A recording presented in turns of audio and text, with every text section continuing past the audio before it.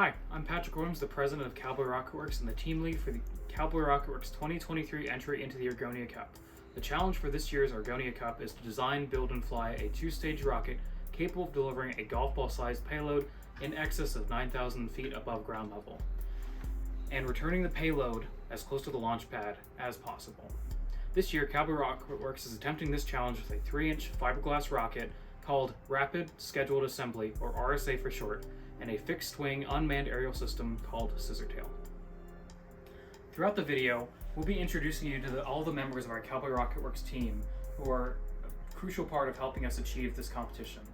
In order to successfully complete the challenge, we've organized ourselves into 3 sub-teams under myself as team lead: our rocket development team, our integration team, and our payload lead, in order to successfully complete all of the tasks required to make our rocket and payload a reality for the Argonia Cup. Hello, I'm Carson Kroll, Vice President of Rocketworks as well as the Media and Rocket Lead for our Argonia Cup team.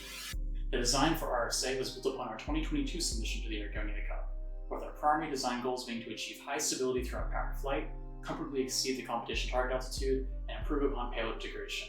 RSA is a constant diameter of 3 inches for its G12 fiberglass body tubes, with a total length of 104 inches, a dry weight of 10.7 pounds, and a pad weight of 17.8 pounds. At ignition, RSA will have the thrust-to-weight ratio of 11:1 and a stability factor of 4.4 calibers. Hi, I'm William and I'm one of the build leads for our team. Each stage of the RSA has 3 G10 fiberglass fins specifically calculated to ensure high stability for the rocket before and after stage separation. Each of the fins will be epoxied to the motor tube through slots cut in the body tube and reinforced by internal and external fillets. Hi, my name is Josh, and I'm a team member of Cowboy Rocketworks. To assist in our design, we use Open Rocket and RAS Aero 2, where we sized and selected the Aerotech K580 and J415. We also use Open Rocket to simulate the flight profile of the rocket at various wind speeds and launch angles.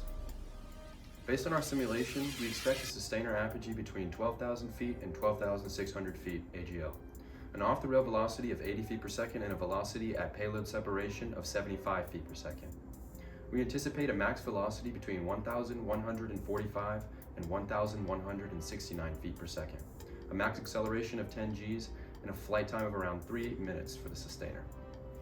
Hi, I'm Nate Wickham, a team member of Cowboy Rocketworks. From liftoff, our rocket will ascend under the booster stage until the sustainer logic is fulfilled.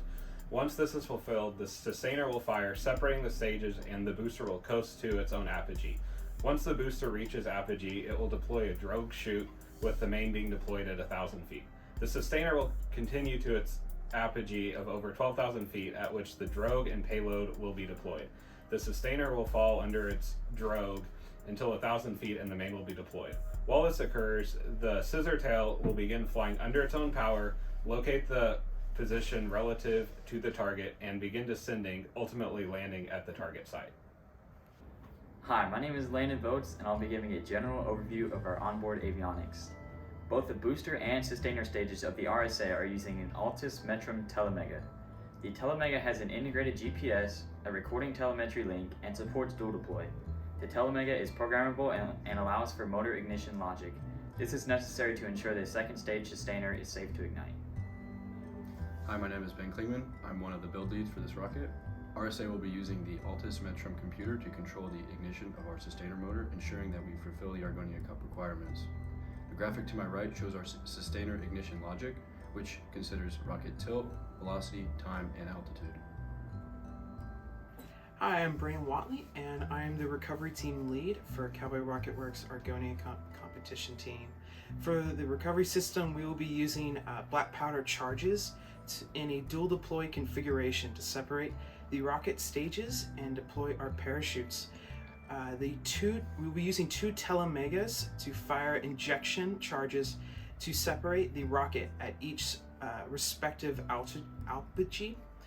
The booster will descend under a drogue and main parachutes injected at apogee, and then we'll be using a Jolly logic to ensure the release of the main parachute at 1,000 feet altitude. The sustainer will inject with a 20-inch drogue chute at apogee. This action will also eject the payload, the Scissortail, along with it. Then the 36-inch main will be deployed at 1,000 feet altitude. Each charge will have a backup charge utilizing an Altus Metrum Easy Mini to ensure successful separation.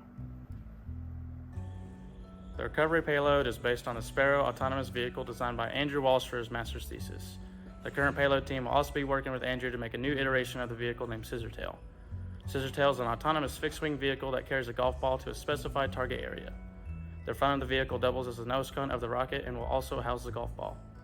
The wings of the vehicle will be spring-loaded so they can fold to fit inside the body tube of the rocket.